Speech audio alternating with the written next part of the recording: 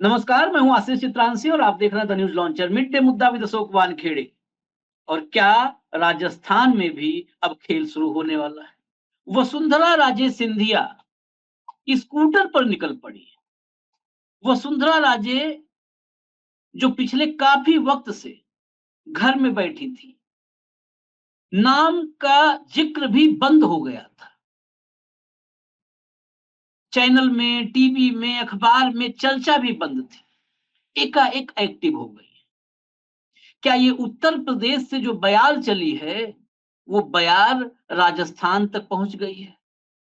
वसुंधरा राजे के झालरा पाटन के महल तक, घर तक पहुंच गई है?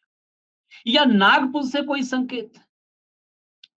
या दोनों गुजरातियों के कमजोर होते हुए कद को, या उनकी ताकत को देखते हुए अलग अलग इलाकों से जो क्षत्रप हैं वो निकल रहे हैं घेरने के लिए? तमाम संभावनाएं।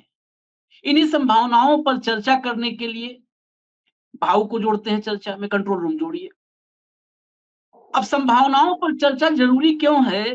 क्योंकि अटल जी ने सियासत को बियावान कहा था। बियावान मतलब होता है जंगल, और सियासी जंगल में अपार संभावनाएं होती हैं, कयास, अपार कयास होते हैं।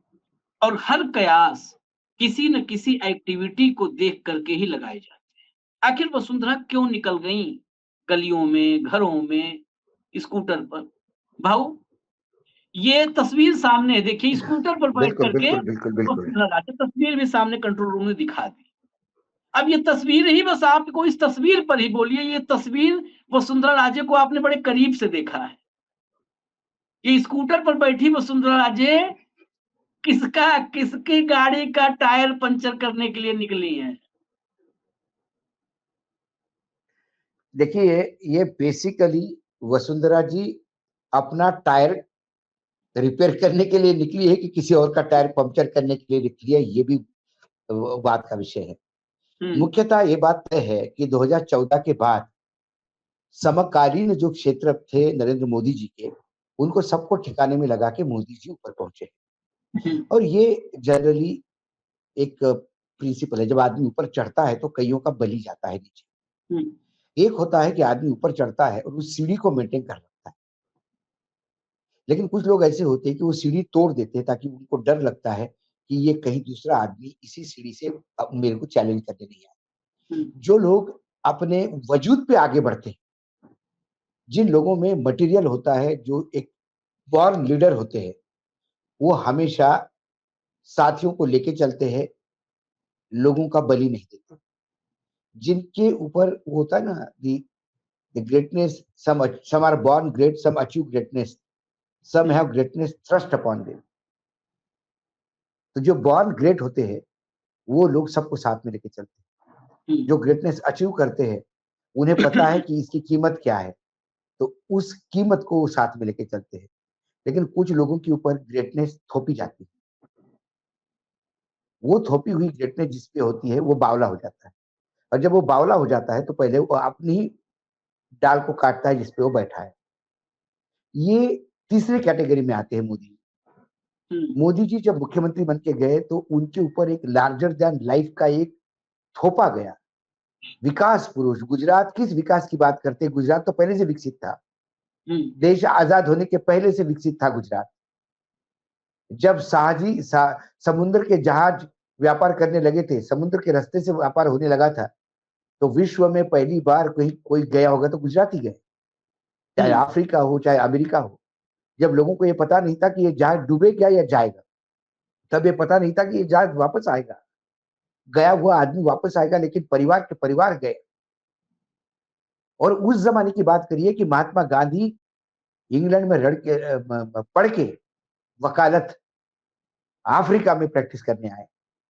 वो माइग्रेशन जब साधन नहीं थे, तो ये गुजरातियों ने किया। तो गुजराती एंटरप्राइजिंग लोग हैं। गुजरातियों में ज्यादा आईएएस नहीं होती, इसका मतलब ये नहीं कि उनको अकल नहीं, इसलिए कि वो नौकरी करना नहीं चाहते, क्योंकि उनके पास अपना व्यवसाय है, उसको हम्म। आगे बढ़ाते हैं। इसीलिए वहां पे फिर धीरू भाई अंबानी पैदा होते हैं। और बिहार में सबसे ज्यादा आईएएस होते हैं क्योंकि उनको और करने के लिए कुछ नहीं, खेती वो करना नहीं चाहते, व्यवसाय वहां है नहीं, तो वो एक ही व्यवसाय है, आईएएस बनो आईपीएस बनो, ये वस्तुस्थिति है। तो ऐसे ही नरेंद्र मोदी पे ये थोपी गई है। एक विकसित गुजरात को उन्होंने विकास पुरुष बन के उसका क्रेडिट ले लिया। द्वापर युग से लेकर आज तक गुजरात विकसित है, सबका क्रेडिट एक ही आदमी ने लिया। श्री कृष्ण द्वापर में क्यों गया, किसी को पूछो तो अभी अंधभक्त कहेंगे श्री कृष्ण द्वापर युग में, जब यहाँ मथुरा में उनका देश निकाला ही हो गया था, क्योंकि मथुरा के लोगों ने कहा था कि मुक्ति दे दो भाई, जरासंध बहुत हम पे हमले कर रहे हैं, आप जाइए, कहीं और जाइए आप भाई दोनों। तो वो कोई संपन्न भूमि ढूंढ रहे थे। श्री कृष्ण तो युग पुरुष, जिसने गीता सुनाई हो, इतना इंटेलिजेंट आदमी, भाई मनुष्य रूपी था इसलिए आदमी करा। तो उनने उस जमाने में द्वारका ढूंढी, तो द्वारका उस समय विकसित थी।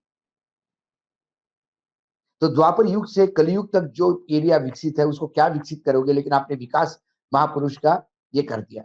अब कोई कुछ लोग दिनों के बाद कंगना रनावत जैसे लोग ये कहेंगे कि गुजरात में क्यों गए, द्वारका में क्यों है श्री कृष्ण, क्योंकि उनको मालूम था कि मोदी जी आएंगे यहाँ पे, इसलिए पहले से चले गए, मोदी जी की वजह से चले गए, ये बोलने वाले भी लोग हैं। तो कुल मिलाकर यदि पर्सनैलिटी अपन देखें तो मोदी जी हमेशा दूसरों को खत्म करके अपना आप को बड़ा बनाने का प्रयास कर रहे थे, दूसरे की लाइन छोटी करके अपनी लाइन बड़ी है करके बताना, लेकिन जबकि आपकी लाइन वही है जहां है। तो उन्होंने उसी सीरीज में येदुरप्पा को ठिकाने लगा दिया, फिर उसके बाद आपने रमन सिंह को ठिकाने लगा दिया, आपने वसुंधरा जी को ठिकाने लगा दिया, आपने शिवराज को ठिकाने लगा दिया, आपने किसको ठिकाने नहीं लगाया? उस समकालीन मुख्यमंत्री एक बताइए मुझे। भाई गोपीनाथ मुंडे तो मृत्यु हो गई, उनको जो चैलेंज दे सकते थे वो महाजन, प्रमोद महाजन की मृत्यु हो गई। अटल जी को इन्होंने जबरिया रिटायर करवा दिया, अडवाणी जी को। अटल जी तो बेचारे बेड पे थे, बीमार थे। बाकी कौन है ऐसा जनाधार वाला नेता जिसको इन्होंने पनपने दिया?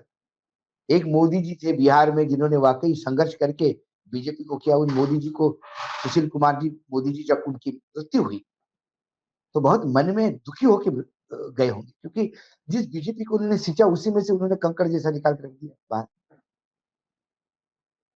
तो कुल मिलाकर ये जो पूरा उन्होंने ये किया, तो उससे कहीं ना कहीं लोग दुखी थे।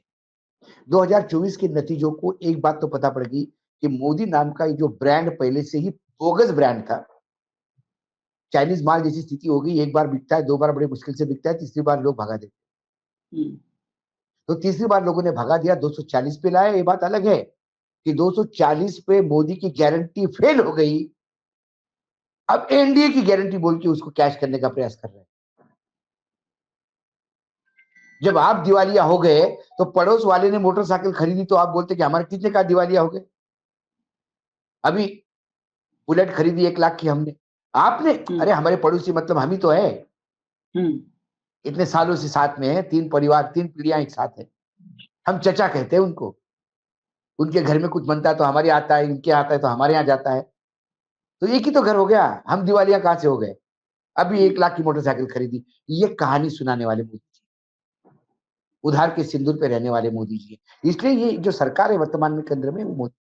ऐसे में दो बातें हो सकती हैं, या तो संघ को रेक्टिफिकेशन करना है कि जिस बीजेपी को जन्म देकर उन्होंने इस लेवल पे लाया, वो बीजेपी फिर से जीरो पे जा रही, तो उसको रोकना होगा। इसलिए संघ की तरफ से लगातार बातचीत हो रही है, लगातार बातें हो रही है। संघ चालक ने खुल के जितना क्रिटिसाइज करना था, शायद इसके पहले कभी ऐसा क्रिटिसाइज नहीं हुआ, इतना खुल के बोला, अहंकार पे बोला। उनकी मुखपत्र जो है, ऑर्गेनाइजर ने तो कर्नाटक चुनाव के बाद ही बोल दिया था कि ये ब्रांड खत्म हो गया भाई, ये नहीं चलेगा, जो जिसकी परिणति लोकसभा में देख लिया आपने। अब महाराष्ट्र में कहा जा रहा है कि एक वॉशिंग मशीन बन चुकी है, विवेक नाम की पत्रिका है, वो लिखता है, वो संघ की पत्रिका है। वो कहती है कि अजित पवार को निकाल दो ग्रुप में से, कोई जरूरत नहीं है भ्रष्टाचारियों। ये क्यों बोलना पड़ रहा है? संघ इसलिए कि संघ को क्या जाता है, मोदी जी वहां पे है तो बीजेपी की सरकार है, ठीक है, मोदी जी अपनी जगह, संघ अपनी जगह, लेकिन संघ अपने सामने बीजेपी को डूबता हुआ नहीं देखना चाहता। और संघ जान रहा है कि बीजेपी की मुख्य ताकत संगठन थी, और संगठन को ये दोनों गुजराती दिमक जैसे चाट चुके हैं, खोखला कर दिया। तो अब संगठन में ताकत लाने के लिए उन जननायकों की तलाशी। मोदी जी 240 पे ये समझ गए तो उन्होंने तुरंत शिवराज को कैबिनेट में लाके दो दो बड़े मंत्रालय दिए। बार बार हर कमेटी में उनको रखने का प्रयास करते कि भैया तू नाराज मत होना। येदुरप्पा ने अपनी स्थिति दिखा दी। राजस्थान में यदि 8 लोकसभा आई है कांग्रेस को और 70 विधानसभा आई है, तो इसमें 80% मेहरबानी महारानी की। ये महारानी का 11, वोट बैंक इंडिया है को जो 11 आई, इंडिया को 11 आई भाव। 11 आई है। हाँ, इंडिया को जो 11 आई है वो महारानी की मेहरबानी, क्योंकि महारानी जी घर बैठने की वजह से महारानी का मतदाता वहां बीजेपी और कांग्रेस दो ही है, और ये छोटे मोटे दल है, एक एक दो दो सीट वाले, वो इतनी कोई मायने नहीं। तो वो बीजेपी के साथ नहीं गया, वो महारानी जहां है वहां जाना चाहता है। ये बात उनको समझ में आई होगी, इसलिए शर्मा जी जो मुख्यमंत्री है अभी, रबर स्टैम्प नए नए बने हुए, जो पहली बार लोकसभा विधानसभा लड़े और पहली बार ही मुख्यमंत्री बने गए, जो लोगों के माइक संभालते थे और कंपेयरिंग करते थे स्टेज पे, अब वो मुख्यमंत्री बन गए। इनको रबर स्टैम्प चाहिए था ही ना, लेकिन वो मुख्यमंत्री क्यों दरवाजे पे गया वसुंधरा जी के? क्यों गया? क्या आपको उत्तर प्रदेश जैसी स्थिति राजस्थान में नहीं चाहिए? उत्तर प्रदेश में तो योगी जी के पास कुछ भी नहीं, तो भी योगी जी जोर करवा रहे हैं। कितने विधायक है योगी जी के पास, तो भी योगी जी जोर करवा रहे हैं। वसुंधरा ने आज चाह तो ये सरकार गिर जाएगी 2 मिनट के अंदर राजस्थान की, तो ये ढोक देने गए। दूसरी बात, वसुंधरा जी को भी पता है, एक तर्क ये भी है, देखिए हम आज प्रोबेबिलिटी पे, अटल जी ने कहा था राजनीति संभावना ही संभावना है, ठीक है, तो संभावना ही क्या क्या हो सकती है। दूसरी बात, अपने बेटे को भी मंत्री नहीं बनाया, इससे भी आहत है वसुंधरा जी, और उन तमाम जो वसुंधरा जी की खिलाफत करते थे उनको फिर से तवज्जो दे दी गई। तो ऐसे में क्या वसुंधरा जी फिर यूपी में हो रहा है घमासान के चलते वसुंधरा जी फिर रास्ता नापने के लिए निकली? वसुंधरा जी का रास्ता नापना ये सरकार को नापने जैसा होगा। याद करिए आप, वसुंधरा जी ने तीर्थ यात्रा शुरू की थी, और वो जिस मंदिर में जाती थी वहां पे लाखों की तादाद में लोग रिसीव करते थे। तब किसी ने उनको पूछा कि क्या ये शक्ति प्रदर्शन है? उन्होंने कहा ये भक्ति प्रदर्शन। मैं तो बीजेपी की अच्छाई के लिए जाऊं, उन्होंने कहा, लेकिन उन्होंने अपनी औकात दिखा दी थी क्या है महारानी। आज भी महारानी के बगैर बीजेपी नहीं, और अभी यदि वहां बीजेपी की सरकार है तो महारानी मौन है। कहीं ना कहीं महारानी पे अपने माँ के संस्कार है, जिनने इस बीजेपी को सींचा है। जनसंघ से 2 टाइम की रोटी की व्यवस्था की है इस पार्टी की। वो महाराजी, वो राजमाता विजया राजे सिंधिया थी, उनकी बेटी है वसुंधरा, इसलिए इस पार्टी को इतना डैमेज नहीं करना चाहती, लेकिन अपना वजूद तो दिखाएगी। दूसरी तरफ संघ और वसुंधरा जी में भी डिफरेंसेस थे, लेकिन चलते समय वो डिफरेंसेस खत्म हो गए। तो क्या संघ एक तरफ से बीजेपी उत्तर प्रदेश में कॉर्नर कर चुका है पूर्ण रूप से कि दिल्ली को, तो दूसरा हमला कहीं राजस्थान से तो नहीं होगा? और नागपुर और महाराष्ट्र का तो खुद फ्रंट संघ खुद ही संभाल रहा है। तो क्या ये त्रिकोण 3 जगह से हमले करके क्या ये नेस्तनाबूद करना चाहते हैं इन गुजरातियों को? ऐसे कई थेरीज है सामने, और आशीष समय के चलते एक एक परत खुलती जाएगी। आज ये बात तो समझ में आ गई है कि हार्डकोर हिंदुत्व के लिए यदि बात की जाती है तो एनडीए सरकार तकलीफ में है। अब उत्तर प्रदेश के बाद उत्तराखंड ने भी आदेश जारी किया। उत्तराखंड के बाद महाकाल के मुख्य पुजारी जो थे उन्होंने एक स्टेटमेंट जारी किया, सरकार की मांग की कि उज्जैन में तमाम दुकानों का ऐसा ही चिन्हित किया जाए, नाम लिखे जाए। तो ये कहीं ना कहीं धर्म का विभाजन है जो संगठन के खिलाफ है। इससे होगा क्या?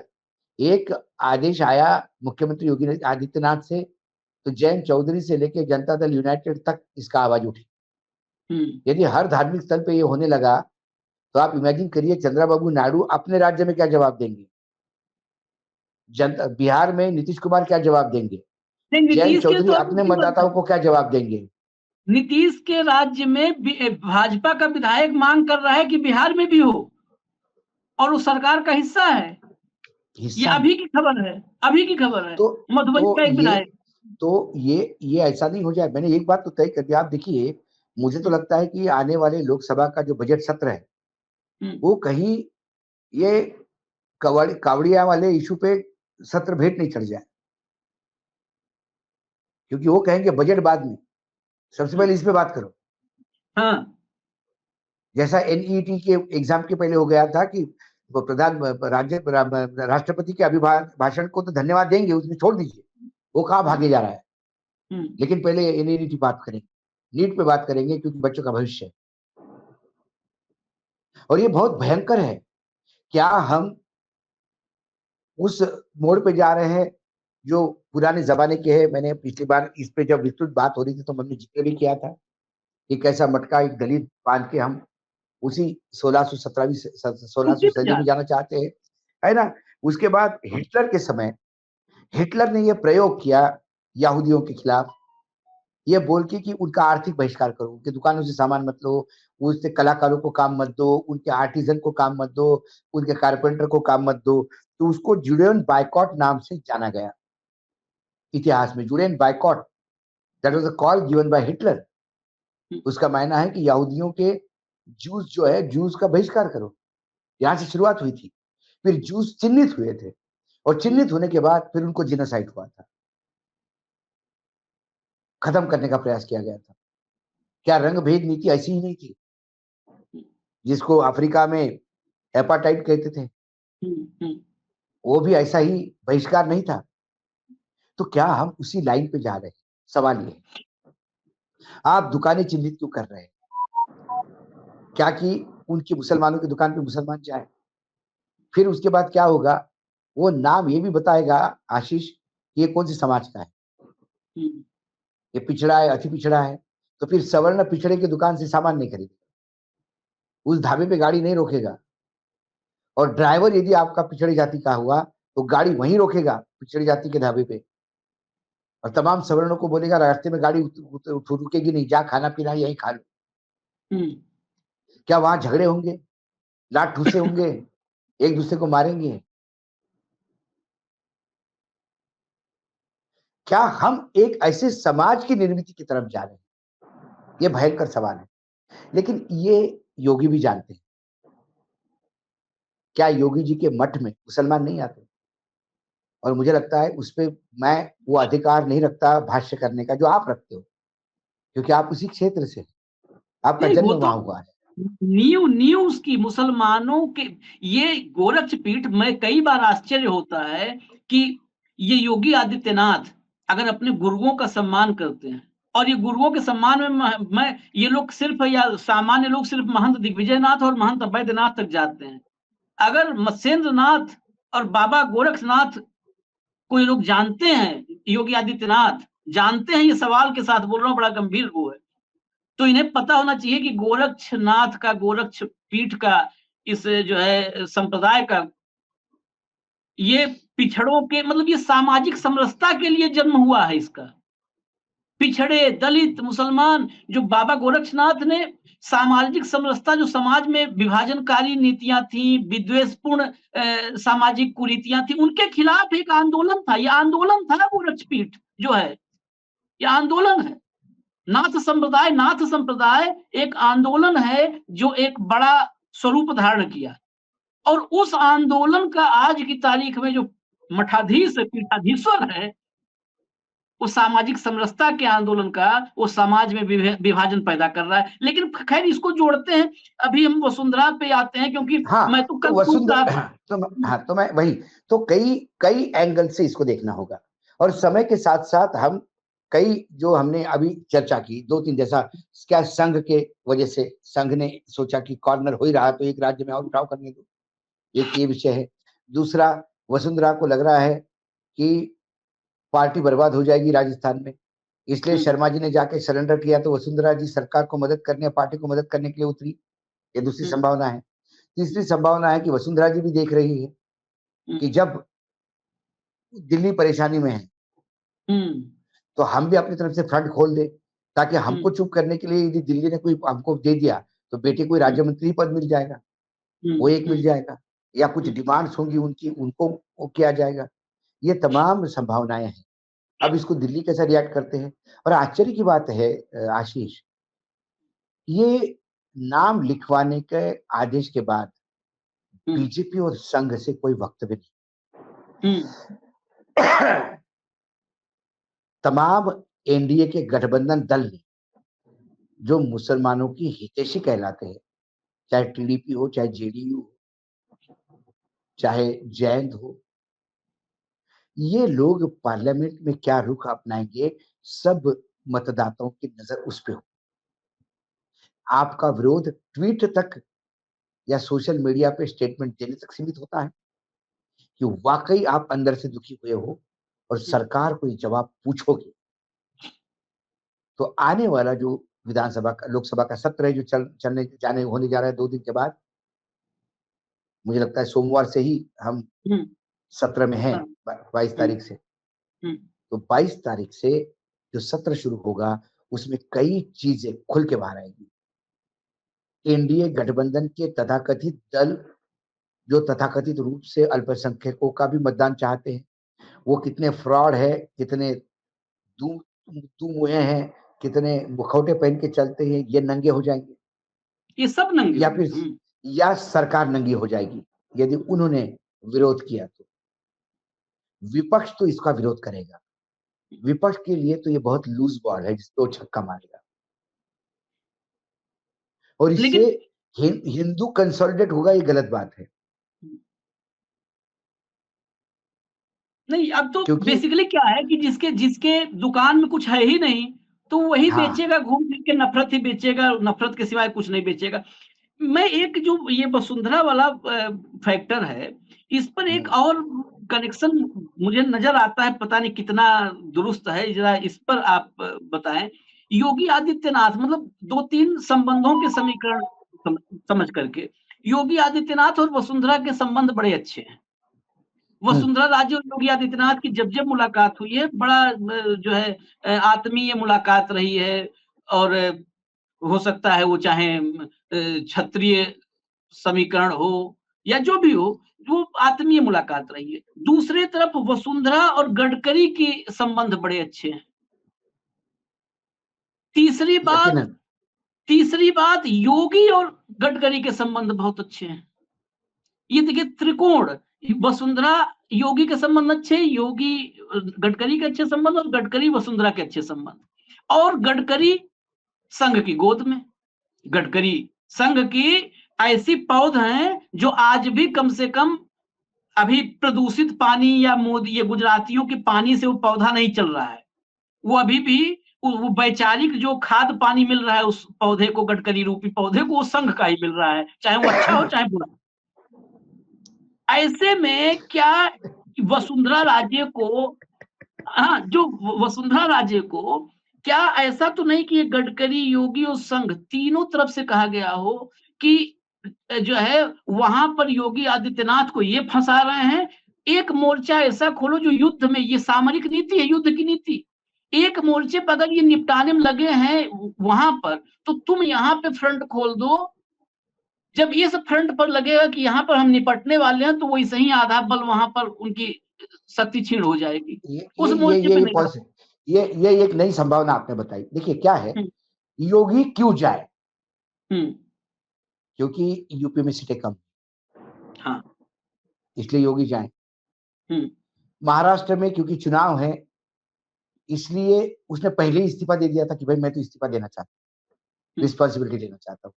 हुँ, चुनाव के मद्देनजर आपने वो इस्तीफा स्वीकार नहीं किया, हुँ, तो महाराष्ट्र में एक रीजन है। योगी को तो जाना ही होगा, 2025 में चुनाव है और हुँ, 2027 में चुनाव है, टाइम 27 है ना। और ये इतनी करारी हार हुई, मतलब यदि हार मायने है, फिर शर्मा को भी जाना होगा, हुँ, क्योंकि 11 सीटें खोई है। हुँ, 2014 और 2019 में 25 के 25 सीटें लाने वाला वो प्रदेश हैट्रिक नहीं मार पाया और बुरी तरह से 11 सीटें हाथ से चली गई। हुँ, तो फिर शर्मा जी को जाना होगा और वसुंधरा जी को आना। यदि आप बलि वहां चाहते हैं तो फिर बलि यहां भी देना पड़ेगा। दूसरी बात, जो ट्रायंगल आपने बताया, ये मानवीय स्वभाव है। शत्रु का मित्र मेरा दुश्मन हो जाएगा और शत्रु का शत्रु मेरा दोस्त हो जाएगा। ये गुजरात के ढोकले से पीड़ित जितने भी लोग हैं, और संयोग से इसमें योगी आदित्यनाथ छोड़ दिया तो ये सब बाकी मराठी है। हाँ, संघ भी मराठी ही है, मैं मानता हूं, क्योंकि वहां पे चित्पावन ब्राह्मण ही होते हैं। गडकरी भी मराठी है और उधर वसुंधरा। वसुंधरा जी भी मराठी। तो वो एक कॉमन बॉन्ड फैक्टर है। और इसमें यदि येदियुरप्पा से भी बात हो रही होगी इन लोगों की, तो जो मैं जानता हूं, ये जितने आहत लोग हैं ये सारे इकट्ठा हो गए।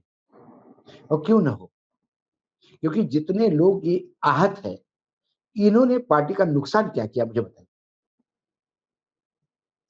मोदी 2014 में 288 पे जाते हैं और मोदी 300 क्रॉस करते हैं, तो उन लोगों की, इन तमाम लोगों की यकीनन उसमें बहुत मेहनत थी, इनकी सालों की पसीने की कीमत थी, जो मोदी जी, और मोदी जी को लगता है अपने बलबूते पे ले आए, तो फिर इस बार ले आते 370। ये 2024 का चुनाव, तो चुनाव ऑफ सर्टिफिकेशन था। यदि मोदी जी बोल के 370 ले आते तो यकीनन फिर 2014, 2019, 2024 ये सब मोदी के खिलाफ। ये वसुंधरा राजे और येदियुरप्पा ये सब बात करते हैं, इनकी कोई औकात नहीं। देखिए, इस आदमी ने इतनी परिस्थिति में 370 लाए, लेकिन ये 270 भी नहीं ला पाया। 240 पर ढेर हुआ। उस 240 में भी 29 तो शिवराज की। हाँ। फिर भी येदियुरप्पा की भी सीटें हैं, क्योंकि उन्होंने सिर्फ झलक दिखाने के लिए इतनी सीटें जानी, और बहुत सारी सीटें कांग्रेस ने दी। ये जो कांग्रेस में जो गद्दार छुपे हुए हैं, जो बीजेपी के ऑक्सीजन पे चल रहे हैं वहां पे, नहीं तो 10 राज्यों में जहां कांग्रेस बीजेपी आमने सामने है, वहां मात्र कांग्रेस को 28 सीटें मिली अपनी। नाम के लिए 36 है, लेकिन मैं जो 8 बीजेपी को राजस्थान में मिली, वो उनकी कांग्रेस की नहीं है। क्योंकि यदि कांग्रेस में वजूद होता तो फिर गहलोत का लड़का जीत के आता। हाँ। ठीक है, पिछली बार मध्य प्रदेश में 29 में से 28 सीटें आई थी बीजेपी की। एक सीट कमलनाथ के वजूद ने अपने बेटे को दिलवाई थी। इस बार कमलनाथ ही खुद बीजेपी में हो गए हैं, स्लीपर सेल बन गए बीजेपी के, तो उन्होंने वो सीट भी सरेंडर कर दी, तो 29 के 29 मिल गई। तो आप राज्य वाइज जब विश्लेषण करेंगे तो 10 राज्य और कांग्रेस के 28 सीट। तो ये कांग्रेस की अंदर जो गद्दार छुपे हैं, जो स्लीपर सेल भरे हैं, इन लोगों की वजह से वहां सीटें बीजेपी को मिली। मोदी का क्या है अपना बता दीजिए। अरे महाराष्ट्र में 17 जगह रैली की, 14 जगह हार गए लोग। हाँ। और जो 3 जीते वो भी अपने बलबूते पे जीते हैं। उसमें एक तो ना सातारा वाला, तो वो सिंबल सिमिलर है, इसलिए जीता, तुतारी पिपाणी के चक्कर में। तो कुल मिलाकर जब आपको पता है कि ये क्षेत्र क्या है, यदि इस पार्टी को बचाना है वाकई, तो क्षेत्रीय क्षेत्र को फिर वजूद का देना होगा। मोदी है तो मुमकिन है वाला कहावत भूल जाना पड़ेगा। मोदी की गारंटी अभी इसको समुद्र में बहानी पड़ेगी। कोई नहीं विश्वास करता इस गारंटी पे, चाइनीज माल है ये। कौन जाएगा बीजिंग पंखा बदलवाने के लिए? और ये आवाज करता है, साला सिर्फ आवाज ही करता है, हवा दे ही नहीं रहा है। तो चाइनीज माल की जैसी गारंटी नहीं होती, तैसी इनकी गारंटी नहीं। हाँ, एक बात है, लेकिन तुम जो कहते हो कि बेशरम पना का अमृतकाल है, निर्लज्जता का अमृतकाल है, मतलब लोग अब ये कह रहे हैं कि राहुल गांधी हार से बौखलाए हैं। अरे वो जो आदमी को पिछले 2 टर्म से Congress party leader of opposition का पद नहीं ले पा रही थी, वो यदि 3 आंकड़ों पे आ गई, कैसे भी आ गई, साथियों के भरोसे आ गई, और आपको 244 पे 240 पे जिसने लाया उसको आप इतना कम लिख रहे हो कि वो हार से बौखलाए, हार से आप बौखलाए गए हो। ये बौखलाहट ही है जो आप योगी को मारो, इसको मारो, इसको मारो, ये बौखलाहट है। ये बूझने के पहले जो दिया फड़फड़ाता है ना आशीष, ये फड़फड़ाहट है, मैं बता रहा हूँ। बिल्कुल, यह और एकदम फड़फड़ाहट। उधर वो योगी की तरफ भी फड़फड़ाहट ही है। और इस फड़फड़ाहट का फायदा वसुंधरा जी ने लिया। ये वसुंधरा जी स्कूटर पे जो बैठी है, इससे गुजरातियों का हवाई जहाज डगमगाने लगा है, ये बात तय है। ये जो आपने कहा, एक बात बड़ी बहुत जबरदस्त, इस पूरे आधे घंटे की चर्चा में जो निचोड़, ये हकीकत है कि योगी आदित्यनाथ बनाम अमित शाह, केशव मौर्य तो सिर्फ एक मोहरा। इस जंग में अब तक पिछले 15 दिन में योगी आदित्यनाथ के समर्थन में एक विधायक अब तक आपने नहीं देखा होगा जो योगी आदित्यनाथ के समर्थन में खुल करके मोर्चा खोला हो, योगी के पक्ष में खुल के बोला हो। लेकिन आज की तारीख में राजस्थान में अगर वसुंधरा राजे इशारा कर दें तो भजन लाल शर्मा के और वसुंधरा के दरबार की स्थिति आप देख करके चौंक जाएंगे। वसुंधरा के हाथ में न संगठन है न सरकार है, लेकिन तांता लग जाएगा विधायकों का। और भजन लाल शर्मा के यहाँ एक विधायक लाने के लिए अमित शाह को फोन करना पड़ेगा कि साहब एक तो भेज दो सवाल हमारे ये घर। है ना आशीष, सवाल ये है आशीष कि ये पैराट्रूपर्स है। शर्मा जी को भी पता है कि उनकी कुछ औकात नहीं है। हाँ, उन्होंने बिना औकात के लोग इसलिए रखे हैं, तभी ये दिल्ली के सामने नतमस्तक होंगे। अपने से बौने लोगों को साथ में रखो ताकि हमेशा अपना सीना ऊपर रहे, गर्दन ऊपर रहे। आपसे लंबे आदमी को आपने रखो तो आपको ऊपर देखना पड़ेगा, नीचे देखना पड़ेगा। ये बौने लोगों को रखा है इनने साथ, और इनको लगता है कि हमारी हाइट बहुत ज्यादा बढ़ गई। आपकी हाइट उतनी ही है, आपने साथियों को बौना चुना है, ये प्रॉब्लम। जी, सवाल ये है इससे कि संघ को गुजरातियों से निपटाना नहीं निपटाना, ये आपसी उनका मामला है। हमें कोई गुजरातियों से लेना देना नहीं है, ना उनके दुश्मनी है, ना बीजेपी से दुश्मनी है। जब कोई यूपीए की सरकार थी तो इनसे बीजेपी इशू उठाती और हम लड़ते थे, वो समय भी दिया। हम तो सरकार को सवाल पूछते हैं। आज बीजेपी उनको पूछेंगे, कल कांग्रेस आई उसको पूछेंगे। जब यूपीए के समय कांग्रेस थी तब बीजेपी कहती थी कि ये हमारे बहुत अच्छे मित्र हैं, देखिए वरिष्ठ पत्रकार कितनी ईमानदारी से सवाल पूछ रहे हैं और आप जवाब नहीं दे रहे। आज वो कहते हैं कि ये अशोक वानखेड़े कांग्रेसी है, बताओ कैसी बात कर रहा है। तब कांग्रेसी हमको संघी कहते थे, हमें फर्क नहीं पड़ता। लेकिन एक लगता है कि भारतीय जनता पार्टी का रहना बहुत जरूरी है। लोकतंत्र में एक पक्ष के हाथ में सत्ता जाना ये तानाशाही को जन्म देता है। हमने ये इंदिरा जी के समय देखा है, उससे हमें हमने सीखना मोदी चाहिए। हमने मोदी जी के हमें समय भी देख लिया भाऊ, नहीं मोदी नहीं जी के समय मोदी जी भी। के ये देख रहे हैं अभी, हाँ, देख लिया, हाँ, देख लगातार लिया देख नहीं रहे है, अभी तो भोग ही रहे हैं, तानाशाह को भोग रहे हैं। हाँ, तो अब समय आ गया है कि हमें बीजेपी भी चाहिए, हाँ, हमें वामपंथी दल भी चाहिए।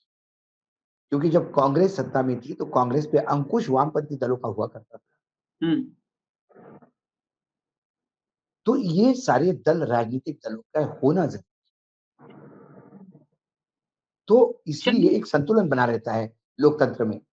तो बीजेपी हो सकता है सत्ता में रहे 2029 तक, और उसके बाद यदि 2 सीटों पे आ गई तो क्या करोगे? फिर पार्टी खत्म हो जाएगी, फिर नए आने वाले लोग सत्ता में निरंकुश हो जाएंगे। इसलिए एक बैलेंस बनना जरूरी है, और बीजेपी को बचाने के लिए बीजेपी का संगठन मजबूत होना जरूरी है, क्योंकि ये संगठन बेस्ड पार्टी। कांग्रेस को मजबूत होने के लिए गांधी परिवार होना जरूरी है। ये भले ही लोकतंत्र में बहुत ही घटिया चीज है, लेकिन वस्तु स्थिति तो एक्सेप्ट करनी पड़ेगी। अशोक वानखेड़े क्या चाहता है वो बात अलग है, लेकिन वास्तविकता क्या है उससे मैं परे नहीं हट सकता। कांग्रेस और गांधी परिवार यही कहे, और बगैर गांधी परिवार के कांग्रेस चल नहीं सकती है, 10 बार साबित हो गया है। कई दिग्गजों ने अलग अलग पार्टियां बनाई, अपनी निकाल के फिर वापस कांग्रेस में समित आए, या फिर आगे पीछे कांग्रेस के साथ ही आ गए। तो जैसा गांधी परिवार अनिवार्य है कांग्रेस को बचाने के लिए या कांग्रेस को बने रहने के लिए, ये मैं वस्तुस्थिति बता रहा हूँ। इसको मैं समर्थन नहीं कर रहा हूँ, मैं फिर बता रहा हूँ, नहीं तो एकदम चालू हो जाओगे कि गांधी परिवार के पीछे पागल हो गया अशोक वानखेड़े, कांग्रेस ने पैसे दिए टाइप्स। ये वस्तुस्थिति है कि कांग्रेस को जिंदा रहने के लिए गांधी परिवार का होना अनिवार्य है। लोकतांत्रिक और टेक्निकली मैं बहुत ही घटिया चीज मानता हूँ, परिवारवाद को, लेकिन वस्तुस्थिति ये है। वैसे बीजेपी को जीवित रहने के लिए संगठन मजबूत होना चाहिए। सत्ता और संगठन जिस दिन एक हो जाता है, उस दिन बीजेपी चरमरा जाती है, क्योंकि बीजेपी कैडर बेस्ड है। लेफ्ट का संगठन मजबूत होना चाहिए, नेता तो पैदा होते रहते हैं। लेफ्ट ने व्यक्ति पे ज्यादा भार दिया, व्यक्ति महिमा मंडित होने लगे, कैडर खत्म हो गया और लेफ्ट रास्ते पे आ गया। बंगाल में देख लीजिए क्या है। तो कुल मिलाकर ये संतुलन बना रहे, इसलिए संगठन पे देना जरूरी है। और मुझे लगता है कि वसुंधरा यदि स्कूटर पे बैठ के निकली है, तो यकीनन कई जगह दिल्ली में कहावत है आशीष जी, आपके पास मर्सिडीज और बीएमडब्ल्यू है तो आपको वो रास्ता नापने में 5 घंटे लगे।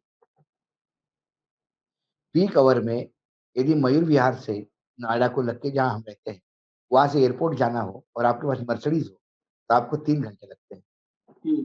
और आपके पास मोटरसाइकिल या स्कूटर हो तो आप 1 घंटे में पहुंच जाते हैं। ट्रैफिक इतना है, गड्ढे इतने हैं, कई बार स्कूटर वाले आगे निकल जाते हैं।